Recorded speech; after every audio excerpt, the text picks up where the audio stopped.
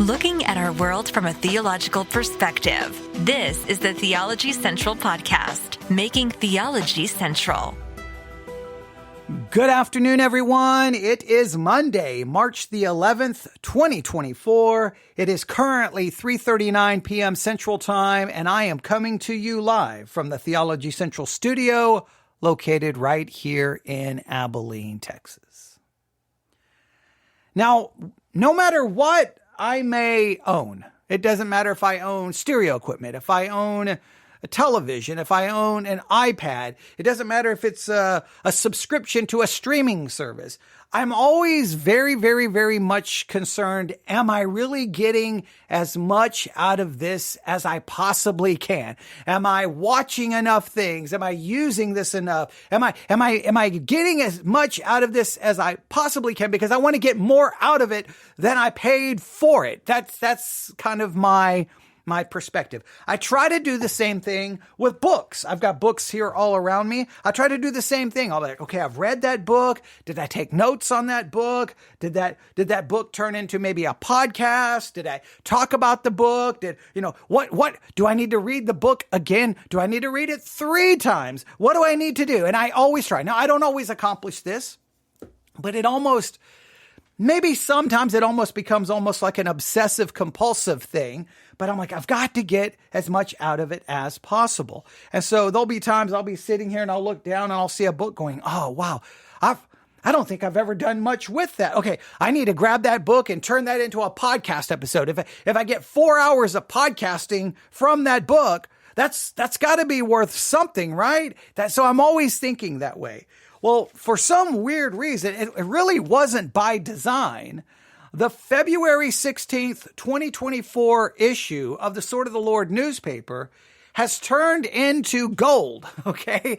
I have done, I think maybe 2, 3, 4, maybe 4 hours of broadcasting already from this issue of the Sword of the Lord newspaper, maybe 5 hours. I'd have to go back and look at all the episodes that has arisen from it. But I'm definitely getting my money's worth. And well, guess what? I'm about to get a little bit more money's worth out of the Sword of the Lord newspaper for February the 16th. Because what I had done, I'd gone through the paper, I don't know how many times. I'd already probably read through it multiple times. I'd look at the ads. I looked at all the different columns. And I was just going through it. And I'm like, okay, I think I'm getting as much out of it. And then, I don't know why, it's just kind of like, you know what I'm going to do? The Sword of the Lord newspaper, if you've ever seen one, it's filled with advertisements for churches. It's like page after page. There's these little advertisements. Like you'll have, like I'm currently looking at page 20, right? So page 20 has what they call the preacher's column. It gives you all kinds of like illustrations, little things that a pastor could use at the beginning of a sermon, the end of a sermon, or maybe turn into a sermon, right? So all these very interesting things. Okay, so I was sitting there reading all of them. Some of them are pretty good. Some of them are very interesting. Some of them bring up some historical events that I would have to verify are true. And I'm like, okay, this is pretty interesting.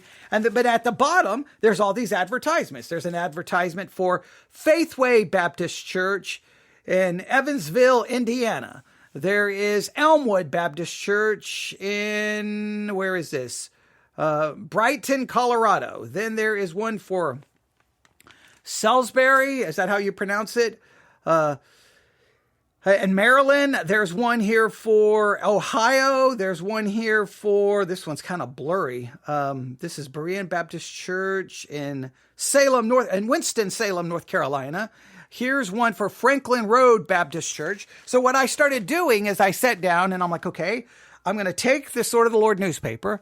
I'm going to take my computer and I'm going to take my iPad and I'm going to go from church to church to church to church and see how easy it is to find the Bible teaching, the preaching of this church. Because at least in the non-Catholic world, right? Because the Catholic Church would see the church as critical for lots of reasons, because they believe in a sacramental system.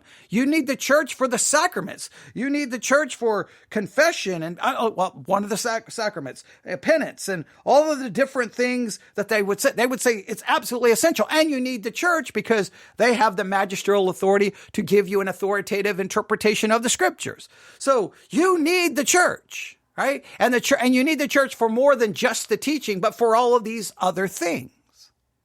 In the Protestant world, what we typically say is the most important thing we do as a church is the preaching and teaching of God's word. The highest point of worship, supposedly in a Protestant church. I know this is not true maybe in some charismatic churches, but then, well, we could get into a whole discussion about that. But the highest point of worship is when the word of God is opened and we hear the preaching of God's word because we are hearing from God. That's the ultimate time of worship. So it's about the preaching. It's about the teaching. It's about the preaching. It's about the teaching. Well, if it's about the preaching and if it's about the teaching and you even remotely believe that, then guess what? All of your teaching should be easily accessible online. It should take no one, anyone who knows the name of your church should be able to find all of your sermons anywhere and everywhere, right? I mean, should that not be the goal if it's so important? Well, I sat here with a pencil, again, a computer and my iPad, and I went from church to church to church, and I was looking things up. You would be shocked on how many may have some sermons online, but they're maybe 2 years old. You would be shocked how most of them do not have any way, shape, or form for you to subscribe to their sermons as a podcast. And like you can't even find it on all the podcasting apps. You would be shocked how they just don't seem to care that much about the teaching. And you're like, well, then I don't understand. Like, is the preaching the most important part or not? Is the teaching or are you not putting it online because your strategy is, well, if we don't put it online, then people will be forced to come to the actual physical location or they don't get the teaching. But then why would people have a desire to come to your physical location unless they hear I don't know if it's a marketing strategy. I don't know if it's just, once again, a sign that sometimes Christians are so far behind the times. I don't know. But I just was going from one to another, to another, to another, to another. And so what I was doing, those who had their stuff online as a podcast, I was then subscribing to their messages as well a podcast, because, well, that's how they have it designed. And so I found one in San Diego, California, right? Lemon Grove, California, I guess to be exact. Skyline Drive in Lemon Grove, California. And it is called Lighthouse Baptist Church, where the shout has not died out. And I'm like, okay, all right, that looks interesting. So then I started doing a little search and I found it. And I'm like, okay, it's set up as a podcast, so I'll subscribe to it. Well, I don't know how long ago it was. I don't know. Maybe I opened up the Apple podcasting app. In fact, I believe I opened up the Apple podcasting app. I can't remember which podcasting app I opened. And there it was. There was a message from Lighthouse Baptist Church that had recently dropped, I don't know exactly when, but it was right there in the Apple podcasting app. And it was called Group Therapy. Group Therapy. And it looks like it's from a series they're doing in the book of Proverbs. They had artwork for the series. It looked like one of these churches actually utilizing technology. When you find the actual website for them, it's a little difficult if you're just searching for Lighthouse Baptist Church, because you would be shocked how many churches are called Lighthouse Baptist Church. There's obviously a lot of them. And when you find the right one, it's really, they have it designed really good. They give you, they show you all the different podcasting apps that you can listen to on. Now, the only thing they don't really do is they don't make them available for download, which I still don't understand why churches don't do that. If you're going to put them on your website, make the content available for download. A lot of people will listen when they're traveling or going somewhere and they may not have internet access. All right. So once again, sometimes the churches, I don't get why you don't use the technology available to you. But I'm like, okay, well, I said I subscribe to this, so I got to listen to it at some point. So I'm like, do I sit here and listen to it in silence, or do I turn on the microphone and we listen to it together? So that's what we're going to do. We're going to listen to this together. It's from Lighthouse Baptist Church in Lemon Grove, California. It is called Group Therapy. And we're just going to see what happens. It comes from the book of Proverbs. I have no idea what to expect. I'm assuming, since it's advertised in the Sword of the Lord, that it's an independent fundamental Baptist church. So I'm assuming it's going to be probably somewhat KJV only, probably dispensational, probably very not against Calvinism. I'm assuming that's kind of probably what we're going to get. But who knows? We're just going to find out. It's from the book of Proverbs. That'll be interesting. I know. The focus today is supposed to be on James 1:21 and Philippians chapter 4, verses 4 through 9. I know where the focus is supposed to be. I know, but that's for your Sermons 2.0 app challenge. This is above and beyond. This is extra. This is free. I'm not charging you a dime for this. So I think it'll be fun. So are you ready? I have right here the Sword of the Lord newspaper in my hand, making all of that racket. Does that irritate you? Yeah, I bet you it does. Probably sounds a whole lot louder on the from your side than it does from my side. But I'm going to take the paper, right? And I'm using this paper. I'm telling you, before the next issue of the Sword of the Lord paper comes in, this thing's going to be falling apart. I've marked on it. I'm going to use every word in this issue. Okay, so I'm going to drop it. I'm going to open my Bible. I'm assuming it's from the book of Proverbs, so I think we're going to go to Proverbs. So I'm going to open up to the book of Proverbs. Now, because it's an independent fundamental Baptist church, guess what I did? I grabbed my Schofield Reference Bible. So I have my Schofield Reference Bible open. Proverbs chapter 1. Yep. Here we go. I've got my pencils. Here they go. I got all my pencils, but here's one. Got my pencil. All right, I'm ready to go. I got my iPad. I think I'm good to go. I do have another translation of the scriptures over here in case we need them. This could be good. This could be bad. We never know. That's the fun part. So join me as I randomly found a church in the Sword of the Lord newspaper and in the advertisement section, found it, looked it up online, and subscribed to it because they actually had their sermon set up as a podcast feed. That's smart. I don't know why other churches don't do that. Come on. If you're out there and your church does not know how to accomplish any of that, contact me. I'll be more than happy to assist you and help you do that. Because the question is, what is your church really there for? What is the strong point of your church? I think that there was a time, especially in the Protestant world, it's the preaching, it's the preaching, it's the teaching, it's the preaching, it's the teaching, it's the preaching, it's the teaching.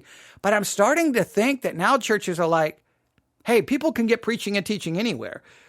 No. We're about fellowship. We're about friendship. We're about community. We're about, something like that. I think something is starting to change there, but we won't follow that. Let's listen to this. It's called Group Therapy. Proverbs. Here we go. We begin now.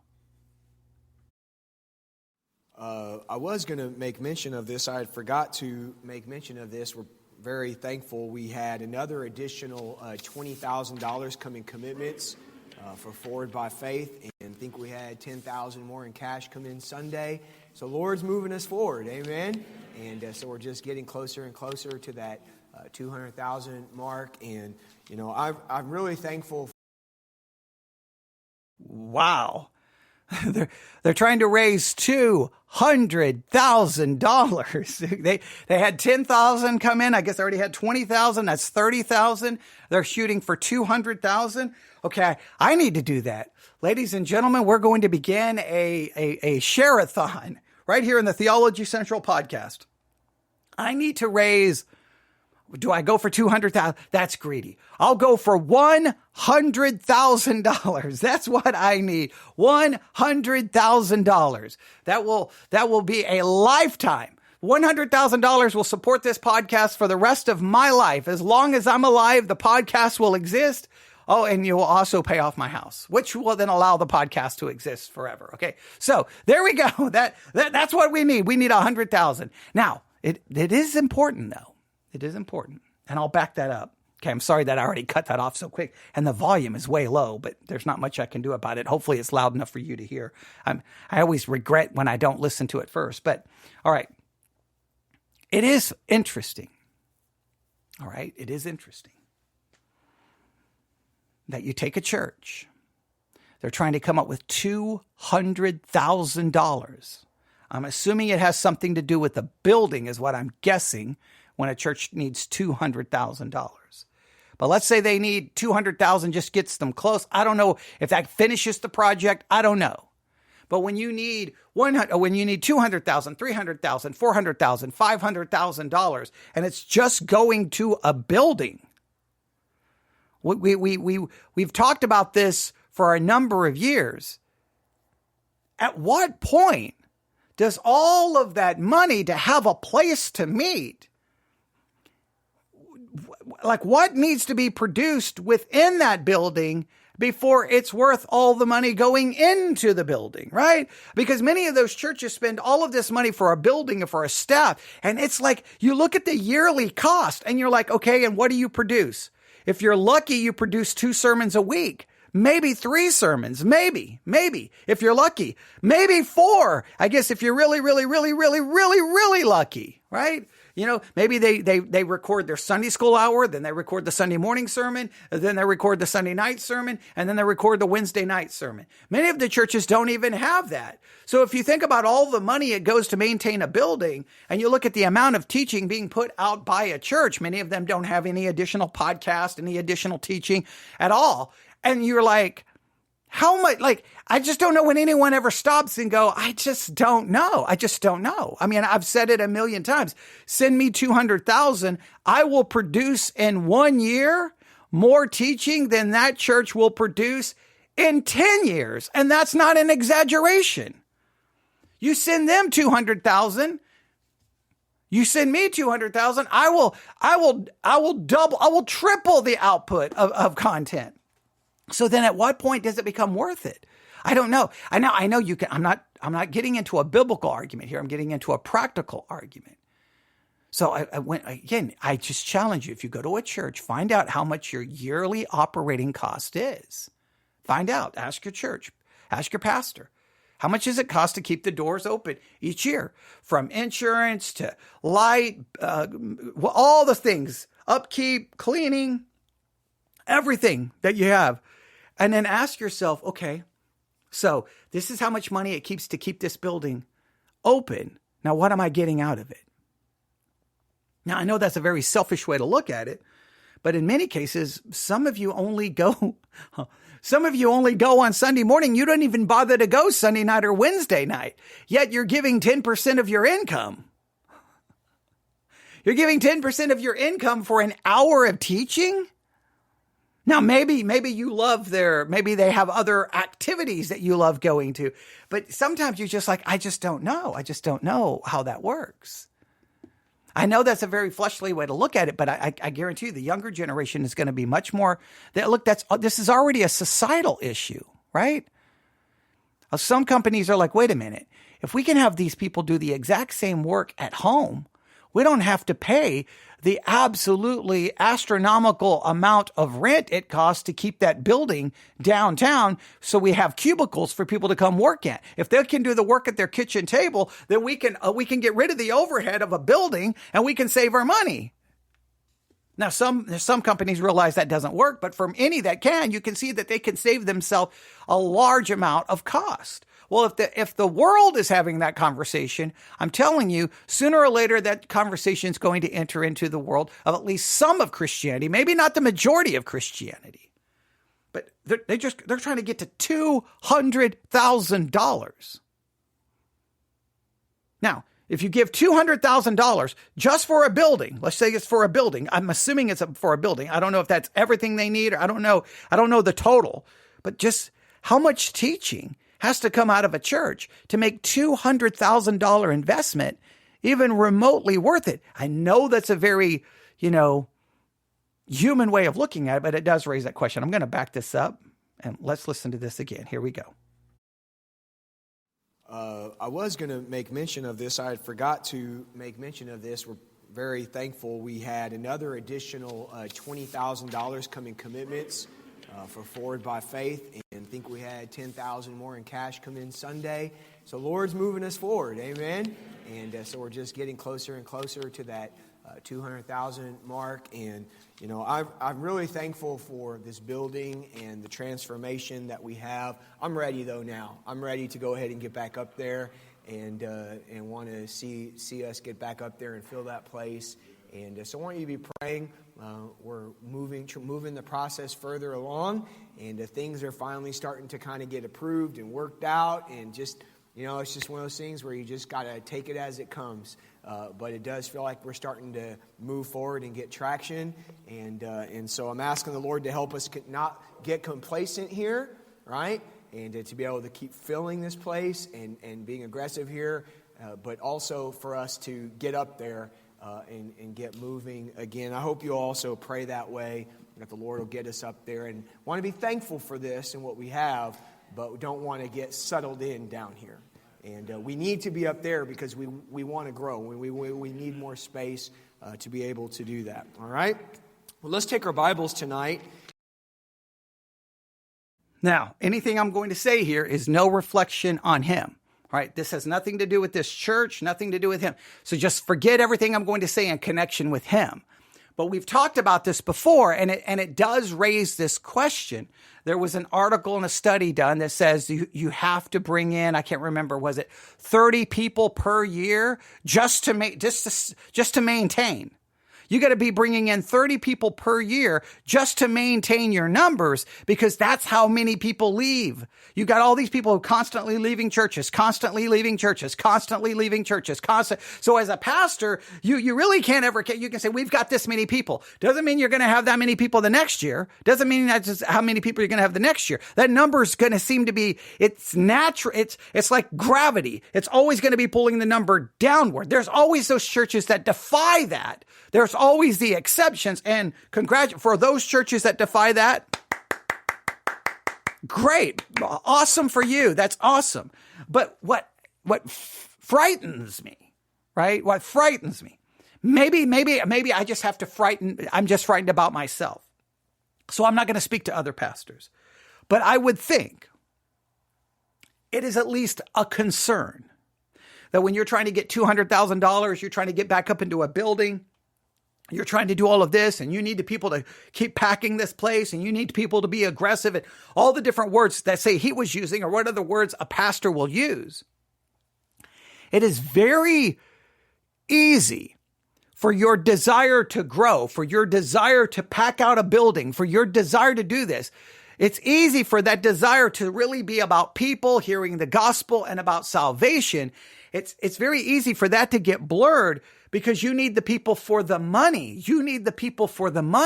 So it's very difficult to sometimes keep your desire for evangelism, door knocking, sending out advertisements, marketing, all of those things you do. It's very easy to tell yourself you're doing it because you want spiritual growth. You want to reach people for Christ. This is the Great Commission. When in reality, you're like, we've got to get more people so that next year we don't go down. Because if we go down in the number of people who are members of this church, then our giving goes down. And if our giving goes down, we can't sustain the building. We can't keep the lights on. We can't pay the staff.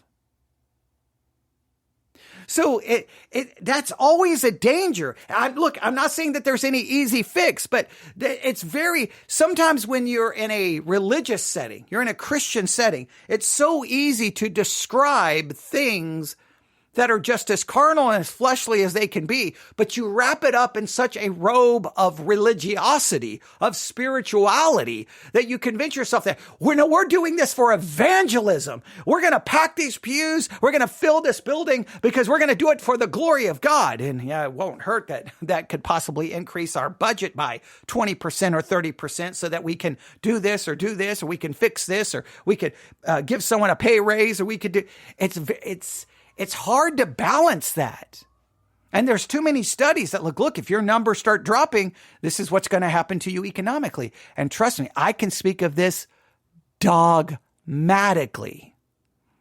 Because Victory Baptist Church, the church that's connected to this podcast, well, ladies and gentlemen, it's probably coming to an end. In fact, someone was meeting with a realtor today about the sale of the building, because may not be able to maintain the building anymore. I don't even know what that means to the future of the church, because the numbers started way low, then they went lower.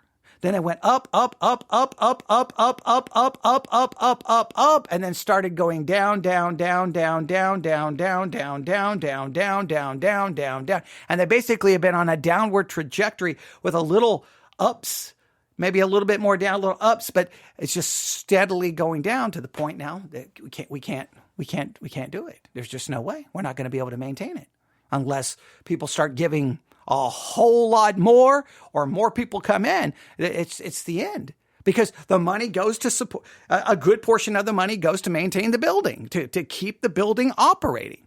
So that will be the end. So it's amazing that they're bringing in that kind of money. I mean, they're going for $200,000, but I think this constantly raises these issues of, when you drive past, again, I tell you to do this all the time, and I didn't know this is where this audio was going to go, but hey, we're going to review what I hear. So this is making me think, I see this all the time. Just yesterday, I don't know what was going on. Maybe because it was the Sunday night before spring break. I don't know. But as I drove out of my house and started driving to Victory Baptist Church, I passed 3 churches, all right? A Church of Christ, a River of Life, which is kind of a charismatic kind of church, and then an independent fundamental Baptist church called Gateway. I passed 3 churches on the way to Ovalo. All 3, the parking lots were empty. The buildings were shut tight. There was no one there. I don't know why. They just weren't. I guess nobody was having services. I don't know what was going on. And I'm like, and especially the Church of Christ building, that's a brand new building. The thing looks amazing. But for the amount that property probably cost, they built it on, it's a huge church. And that building, you're probably talking in the millions. I don't even know what probably their monthly payment is on that thing. River of Life is another nice big church. It's not new anymore, but it's huge. I don't even know just how much they're paying. The Gateway, that's been there forever. So I don't know, maybe they've got their building completely paid off now, so they're good to go. But when you look at how much it costs to maintain and keep those buildings operating and going, whatever they're paying for, and the doors are closed on a Sunday night.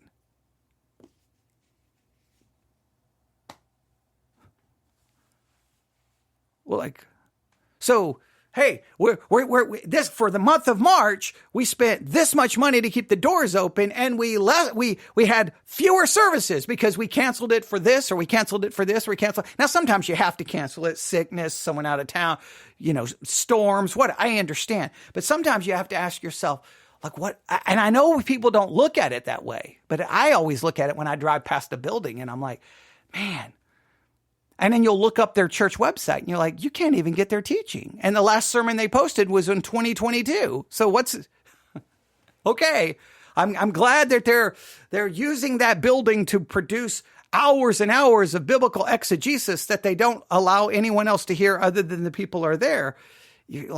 So if the people miss a service, they don't even get to listen. If the people miss a service, they don't even get to listen.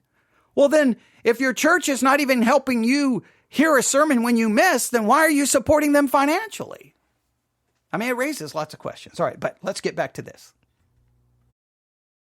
And turn to Proverbs chapter 1. If you're able to stand, let's stand for the reading of the word. Proverbs chapter 1 tonight. And Dorothy said it best. There's no place like home. And it's just so good to be back here and just fired up and looking forward to seeing what God has for us over the next month. Proverbs chapter 1, beginning in verse 10. The Bible says this: My son, if sinners entice thee, consent thou not. If they say, come with us, let us wait for blood, let us lurk privily for the innocent without cause. Let us swallow them up alive as the grave, and whole as those that go down into the pit. We shall find all precious substance. We shall fill our house with spoil. Cast in thy lot among us. Let us all have one purse. My son, walk not thou in the way with them. Refrain thy foot from their path. For their feet run to evil, and make haste to shed blood. Surely in vain the net is spread in the sight of any bird, And they lay wait for their own blood. They lurk privily for their own lives. So are the ways of everyone that is greedy of gain, which taketh away the life of the owners thereof. I want to preach on this subject tonight. Group therapy. Group therapy. Father, bless now the preaching of your word. I pray that you would help us, Lord, that a text like this, Father, might for some feel like it doesn't have application. But I pray that you would help us to see the wide range of truth in here and bring it home to us tonight. Bless the preaching of your word, we ask in Jesus' name. All God's people said, amen. Thank you. You may be seated tonight. In verse 10, Solomon says at the very beginning something you're going to hear a lot as we go through the book of Proverbs. Those first two words, my son, my son.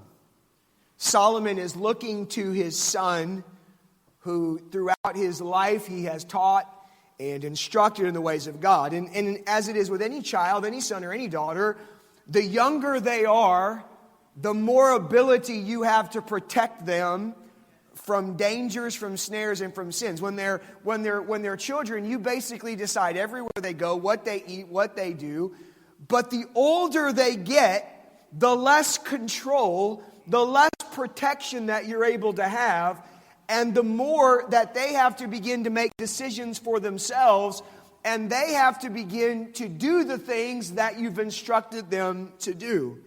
And so here is Solomon. He is instructed, no doubt, from the time that his son was a child. I'm going to stop right here. A couple of things. We've talked about this before in Proverbs. Is it possible, because we know that there's the woman who is described as a woman in Proverbs, and she's a personification of wisdom, right? Like wisdom is in the street. She is in the street. It's a personification. When it says my son, is it possible that the father is really the personification of wisdom?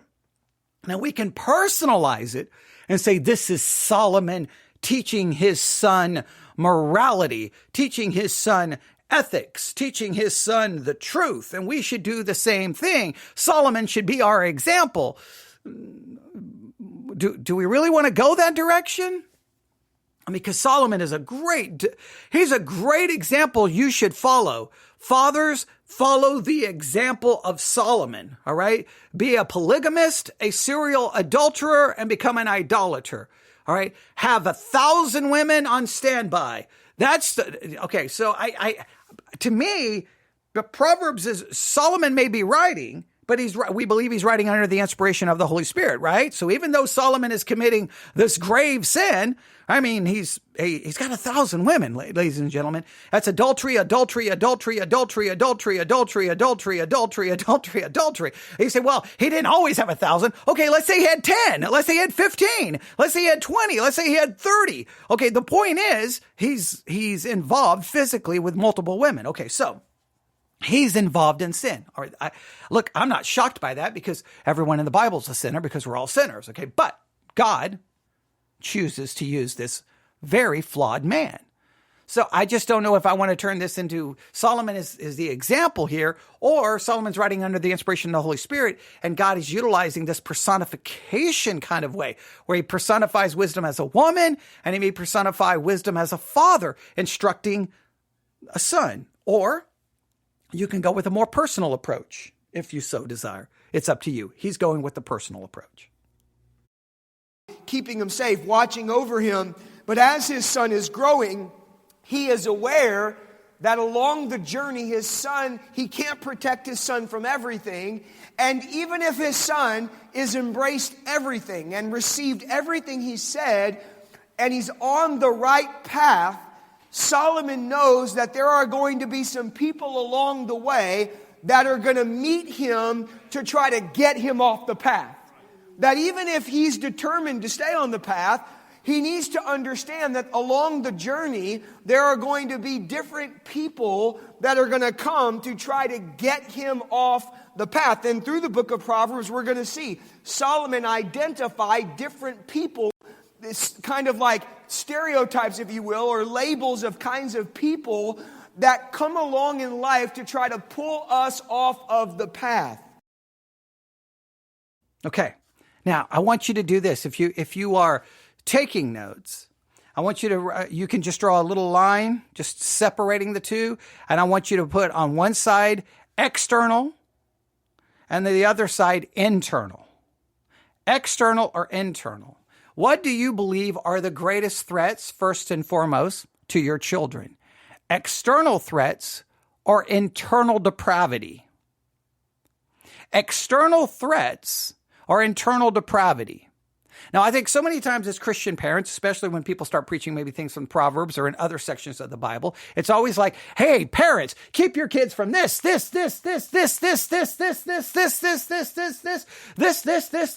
and you keep them away from all of that, then everything's going to be good. But it almost negates the fact that you can keep them away from all of that because you know what? I know this is going to come as a shock.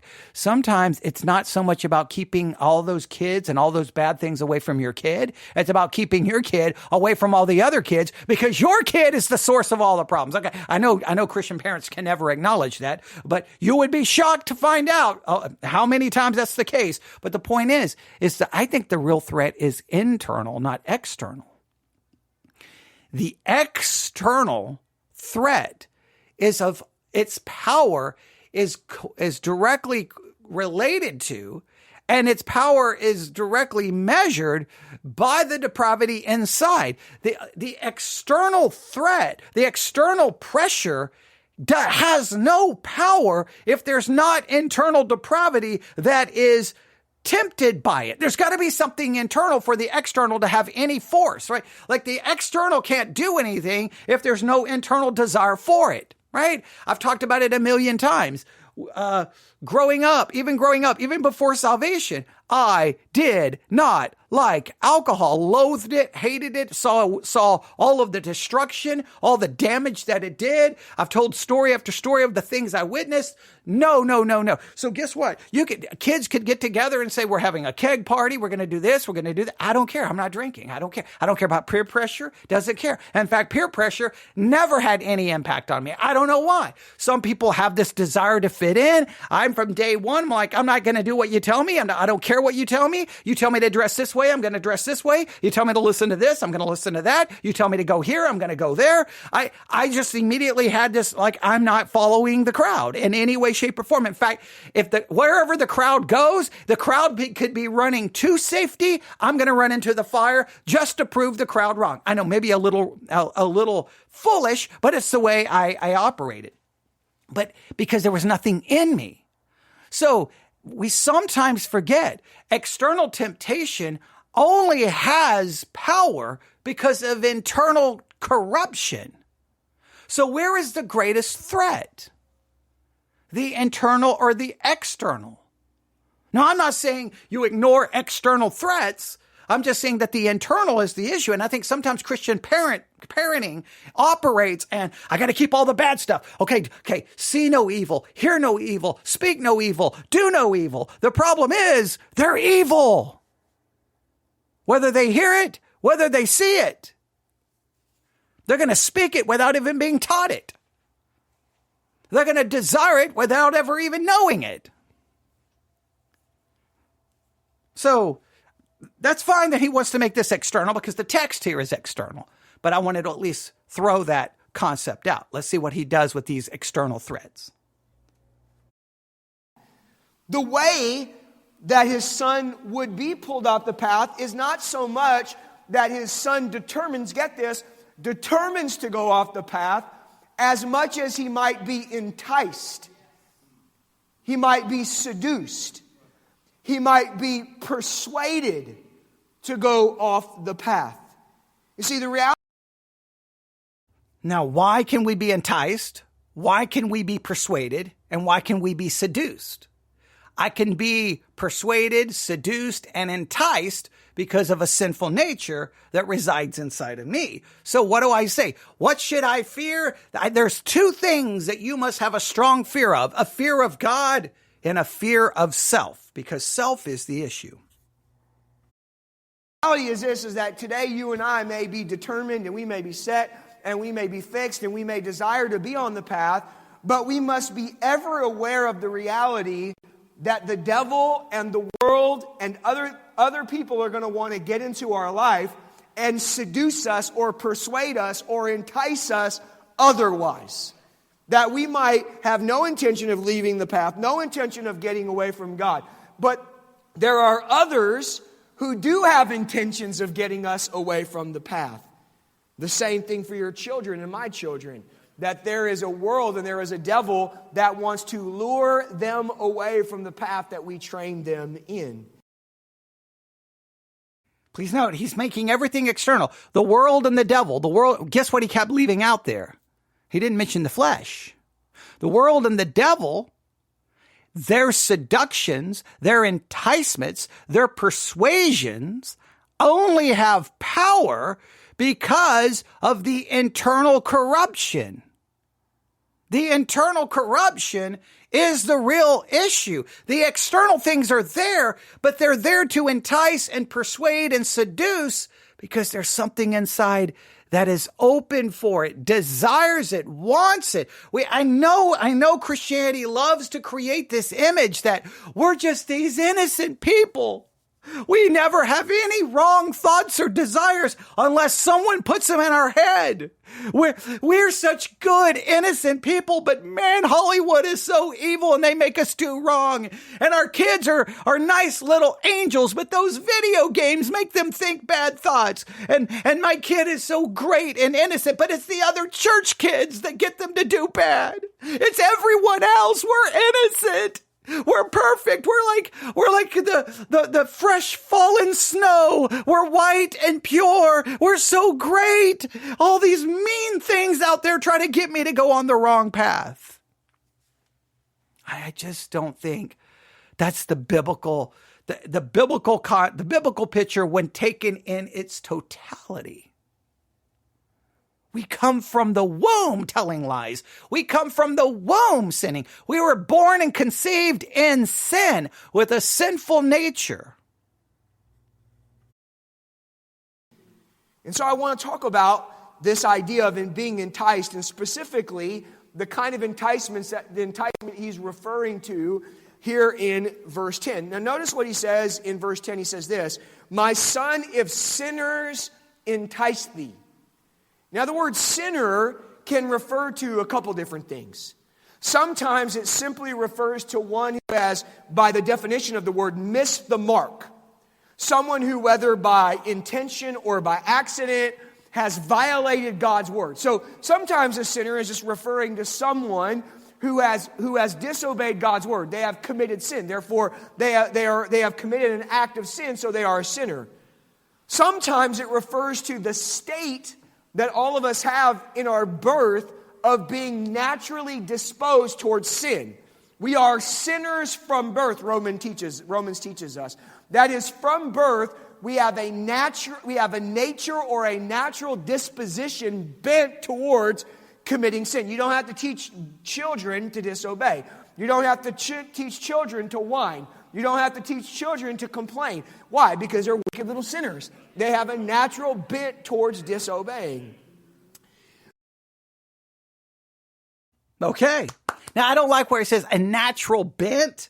No, we're full-blown sinners who desire sin. It's not just a natural bent. Our natural direction is sin. That's what we are. Okay, so I'm glad he's acknowledging that. Now, if he's acknowledging that, hopefully he'll take this acknowledgement of the internal reality. Now, my fear is he's going to say that's kind of our internal reality before salvation, but after salvation, that's not the internal reality. But I hope he will connect this internal reality with the external enticement, seduction, or persuasion, because the enticement, the seduction, and persuasion, its power comes from the internal corruption, the internal depravity. So I'm hoping he'll bring these two concepts together, because then we get a better idea of what you and I are facing and why we sin so frequently. But then there is also the phrase, or the word sinners is also used to refer to those who engage in sins of ill repute. Those who engage in sins of ill reputation. Matthew 9:10 uses that same, when it speaks of Jesus, it says, "It came to pass, as Jesus sat at meat in the house, behold, many publicans and sinners came down and sat." And it didn't mean just people that have violated God's word. It meant people who were known for sin of a lewd or base sort. It would be people like drunkards, thieves, harlots, things of ill repute in society. Now that's interesting. That the word sinners can refer to just someone who sins, but it can refer to a group of people or people who commit sin of ill repute. They're really bad sins. Now do you meet the category of sinners if you are like he called, I think, harlots there. If you're engaged in sexual immorality in your mind, but you're not with your body, are you still a sinner of ill repute, or you're not unless you commit it with your body? Is this kind of classifying sin in different categories? Now, he's not telling me why he believes this word sinners can be used in different ways. He quoted a verse, but it just says there were sinners there. It doesn't say it. He's telling me that means that these are people of ill repute, who've committed acts of ill repute. So what do you think? We almost need to do a word study there. I would challenge you to do that. Does the term sinners, does it carry different meaning, and it's based off the context in which one derives said meaning, or does the Hebrew? I mean, he quoted Matthew. Matthew is a Greek word. This is in Proverbs, so it's a Hebrew word. Do the Hebrew and Greek words have the same meaning? And do the Greek and Hebrew words allow for various interpretations of the term? Where did he derive this information from? I'm very curious. I almost want to stop this entire review and just go check that out. In fact, you know what? I'm probably going to regret doing this, but you know what? Let's do this. I'm going to go to the Blue Letter Bible app. I'm going to go to the Blue Letter Bible app. Okay. I don't want to update the app, but it's telling me I've got to update the app. Okay. Hang on. Let me close it. Yeah, don't do this to me. All right, here we go. Let's go to Old Testament. Let's go to Proverbs. Let's go to Proverbs chapter 1. This is verse 10. All right. It's going to go to verse 10. Sinners. The Hebrew word is this. The Hebrew word is this. Strong's H 2400. Cheta. Cheta. Hata. Hata. Hata is used 18 times. 16 times is translated sinner. 1 time sinful, 1 time offender. Strong's definition, a criminal or one accounted guilty. Offender, sinful, sinner. Sinners, sinful, exposed to condemnation, reckoned as offenders. So the Hebrew word does not tell me that these are different groups.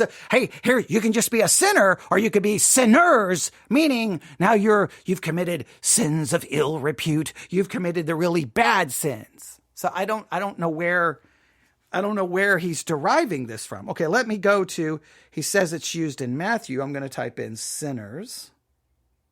I'm going to do a search. I'm going to narrow it down to the Gospels. All right. Matthew 9:10. I think that's the verse he quoted. And it came to pass as Jesus sat at meat in the house, behold, many publicans and sinners came and sat down with him and his disciples. I'm going to go to the Bible view. I'm going to go click on Matthew 9:10. I'm going to pull up the interlinear. Okay. And you see here, do we have it? Sinners. So we looked at the Hebrew word. Now here's the Greek word. Strong's G 268. Hamartolos. Hamartolos. Hamartolos. Now hamartolos is used 47 times. Hamartolos is translated sinner 43 times, sinful 4 times. Strong's definition, hamartolos, sinful, sinner, sinful, sinner. All right. Now, Thayer's Greek lexicon and the New Testament distinctions are so drawn that one who is not free from sin in the sense that all men are sinners. So it can be, this is where he got it. He got it from Thayer's Greek lexicon.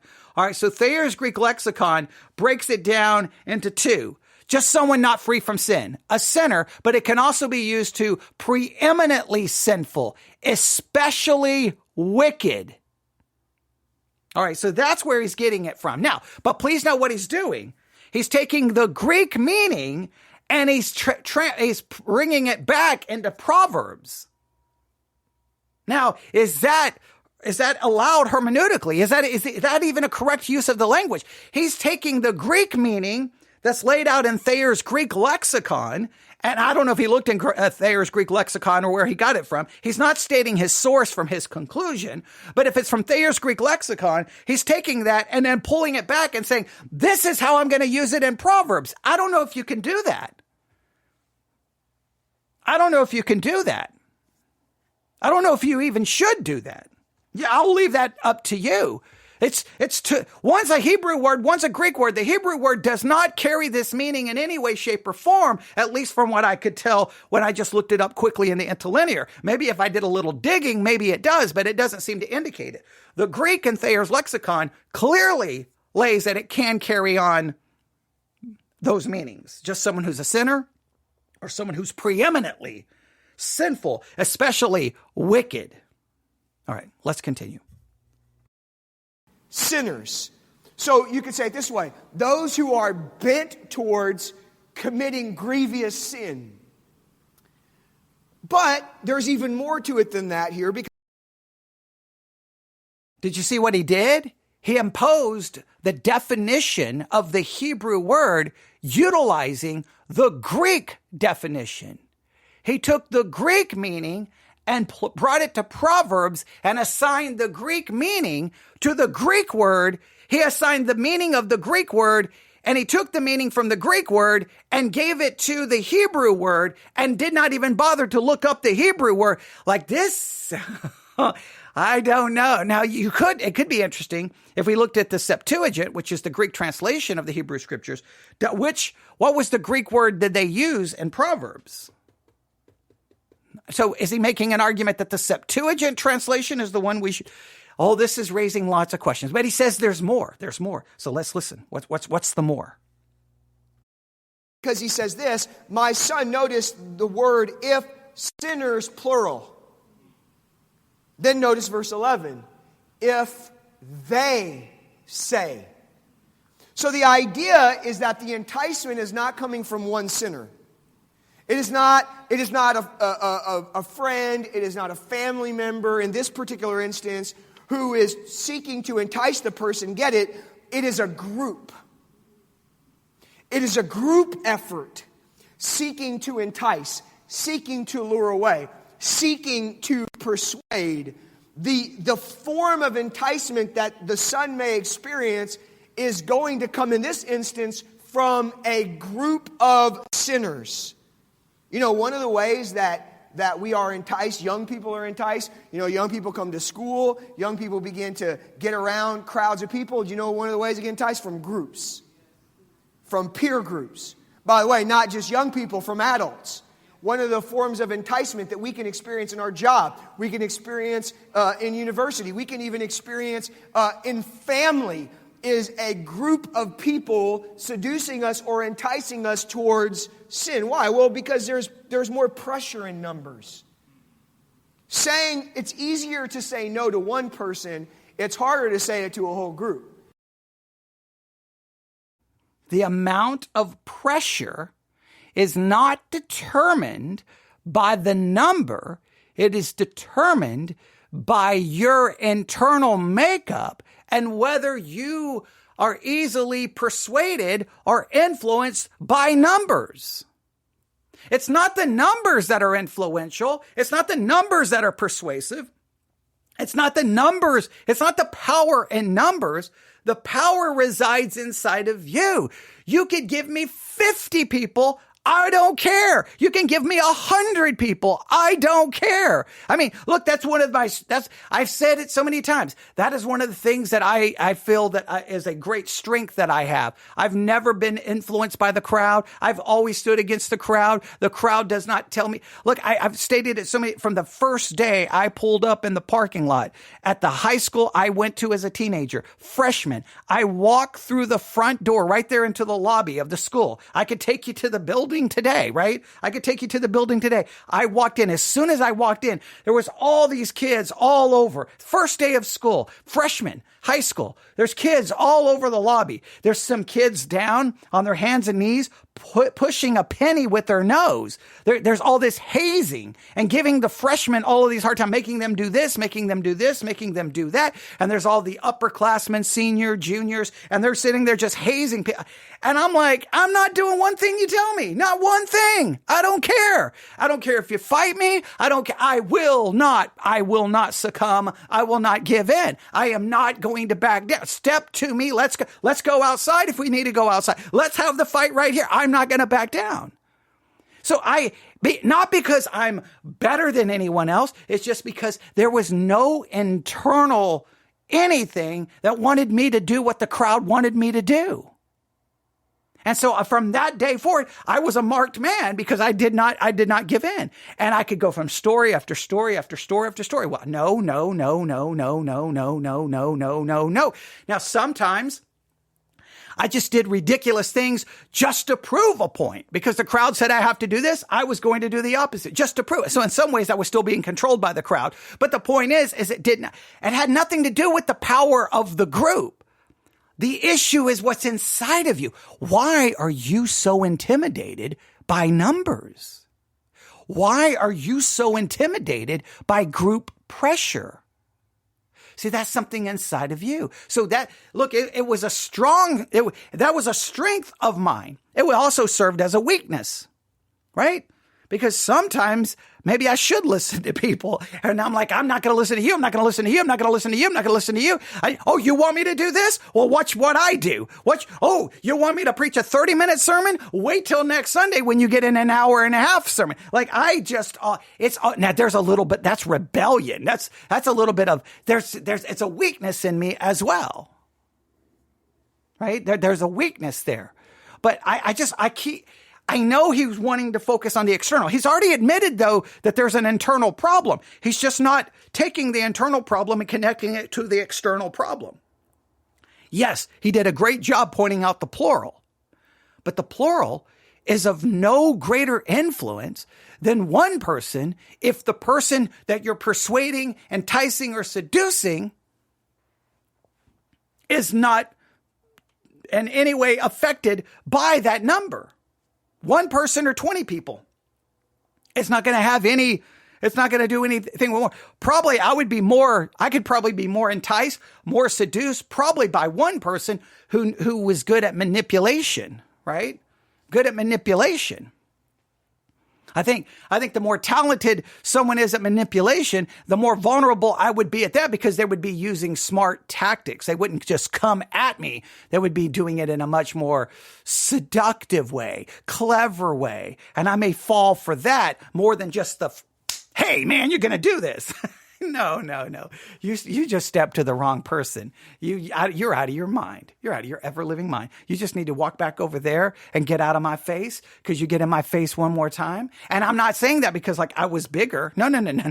I got beat down day in and day out. No. It wasn't because I could win the fight. I was going to lose the fight. It's not because I was bigger. I was smaller. Clearly, I wasn't smarter. Okay, so no. But that just was my attitude. But there's something inside. So I don't think peer pressure is of greater power than any other kind of pressure. The issue is why are you vulnerable to it? What is it about you, not about them? It's easier to ignore one person. It's a lot harder to ignore a whole group. Groups can be more convincing. They can overwhelm. They can bring a little bit more heat and pressure to someone who's determined to do right. thinking about the idea of group, let me say a few things about that. Parents, first of all, need to manage and monitor the groups they send their children into. Now look, the reality is that we're raising our children in a wicked world, and you can't control that. You cannot keep your children from the world indefinitely forever and keep them in a bubble.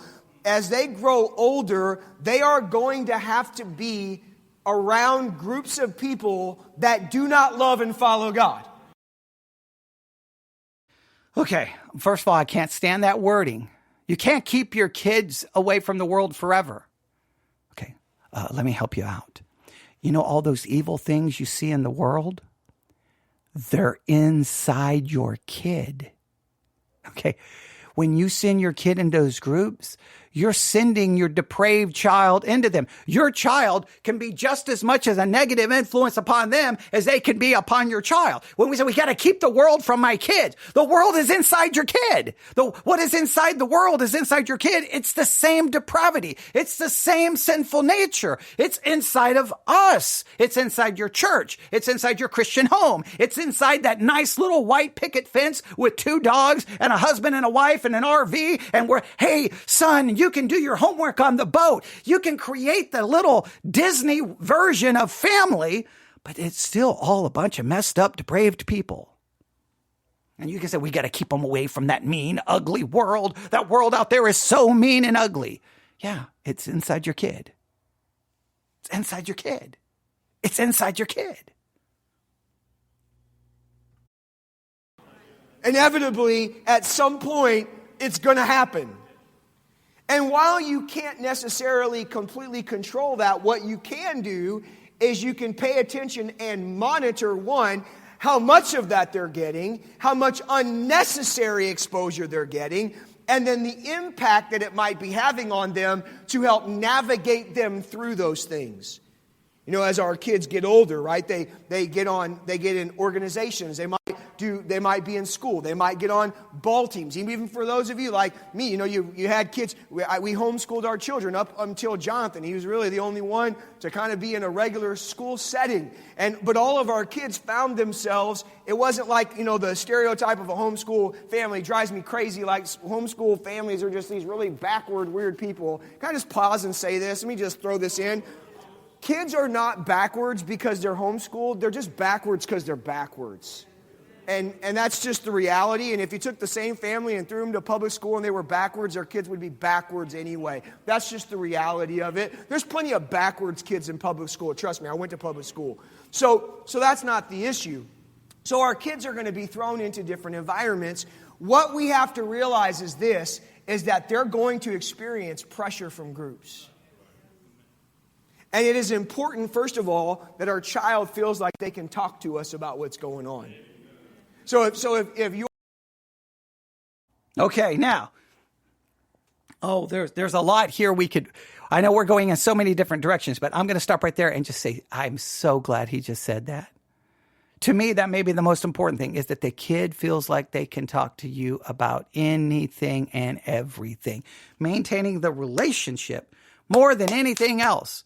Maintaining the relationship so that they feel they can talk to you. And they have to be able to feel like they can talk to you and say that what they want and desire may not have anything to do with your Christianity. They may think your Christianity is stupid. They hate it. They have to give that freedom to be able to talk about it. You can't force it upon them. You can't make them that way. So I do love the fact that he just at least alluded to that. I don't know how far he's going to take it. We'll go just a little bit longer here. We're not even getting anywhere close to the end of this sermon, but hey, you know, we got to hear some of it. Your son or your daughter is in a group and they see something on a chat group or something gets exposed. They need to be able to speak to you and me about it without feeling like you and I are going to go through the roof and overreact and strip them of everything, but help navigate them through different things. Okay, but they also have to be able to express as much as you can allow, you can help them do this. Not just what they see. Oh, these bad kids at school said this. Yeah, I was on this website and I saw this bad thing. Yeah, I agree. You can't make them afraid that you're going to come in and go, well, then that's it. You're not going anywhere. I'm getting rid of the internet and you're going to sit in the closet for 12 hours a day so that you can't see anything. I agree. You can't do that. But you know what? They also have to be able to come to you and say, I was thinking this, or I'm desiring this, or I'm wanting this. And it's the bad stuff that you would see on that website. Your kid has to be able to express that too. But sometimes we kind of train our kids that what they're supposed to come to and say to us is, Mother, Father, I was praying for 8 hours and I've fasted for 10 and I've been reading the Greek lexicon and I've been studying the Hebrew. And no, you have to let them be able to be who they are to some level, because if you don't, then they're always going to have to frame it. Hey, there was these bad kids and they were doing this. And just to see what your reaction is. You want them to be able to say, I was the bad kid. I was saying those words. I was doing that. And you know what I think? I think I'm okay with it. You've got to be able to do it. Or what are you going to do? Just say, you will act like a Christian. They'll play the game until they're out of your control. And then the game will be up. You have to be prepared for that as a parent. As your children get older, you have to be aware. And yes, sometimes you may have to get involved and you may have to talk to parents and all that stuff. But you have got to seek, while they're young, to develop the kind of communication and the kind of relationship with your kids so that when they get around a group and something happens, they can share it with you so you can navigate them through it. You need to notice things like their words, their attitude, their clothing, their makeup, their posture as they're around groups. Man, this is becoming external. The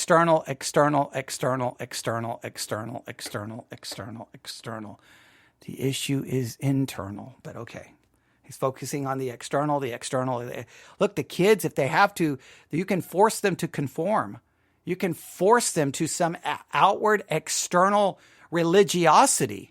You've got to, it's the internal. You know, one of the ways to know if your children are being impacted by groups is by how they start dressing, how they start acting, how they start treating you as an authority. And there are a lot of little clues that you can get from your kids when all of a sudden they start smarting off to you in a way they never smarted off to you before. And by the way, it's not because our kids are so perfect, but it might not be a characteristic. But as there might be characteristics that start to pop up, you need to evaluate if maybe there's some group pressure that's altering them a little bit. Or maybe it's just their internal depravity manifesting itself. Instead of blaming other people, maybe your little Johnny and little Susie isn't as good as you think they are. Instead of blaming Tom down the street, instead of blaming Kim across the street, maybe it's your kid. Do you ever think about maybe it's just your kid? Why is it always got to be someone else's fault? Hey, the reason they're smarting off is because they're hanging out with Susie. They're hanging out with Tom. Maybe your kid. Maybe their kid. Maybe the kid down the street that you're blaming is starting to smart off because your kid has influenced them. Why is it always your kid being the one being influenced and it's not your kid doing the influencing? Because I know this, your kid's got the same sinful depravity as the kid down the street. And be able to navigate them through those things. Also, the idea of groups enticing us teaches this. There needs to be I love this. There needs to be a healthy distance with unhealthy groups. What do you mean? They should have to entice you, meaning you shouldn't already be there. Did you get that? So the idea is that a group should have to entice me towards wrong because I'm not part of the wrong.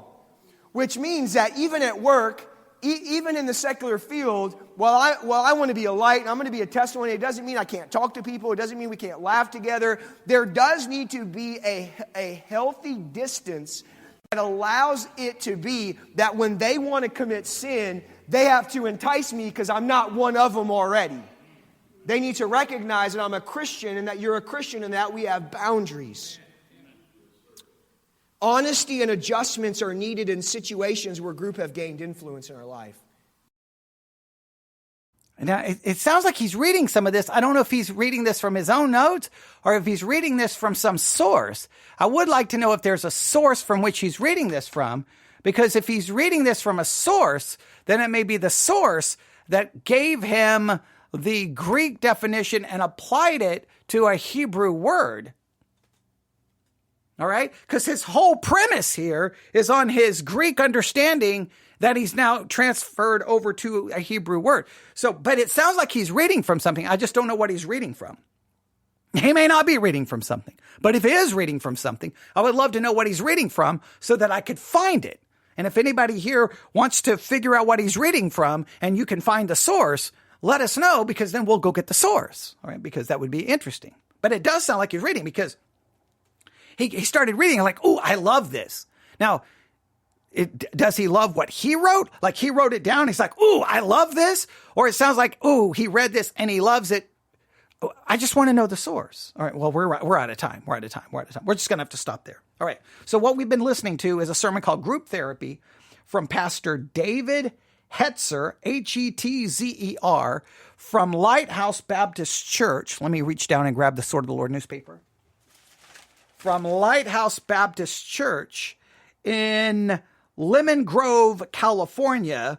But it says when in San Diego visit. So Lemon Grove must be like right there and connected to, I don't know how it all works, but if you can find it online, it is available in all the podcasting apps. You may want to go listen to the rest of that. I think you'll have a good time listening to the rest of it.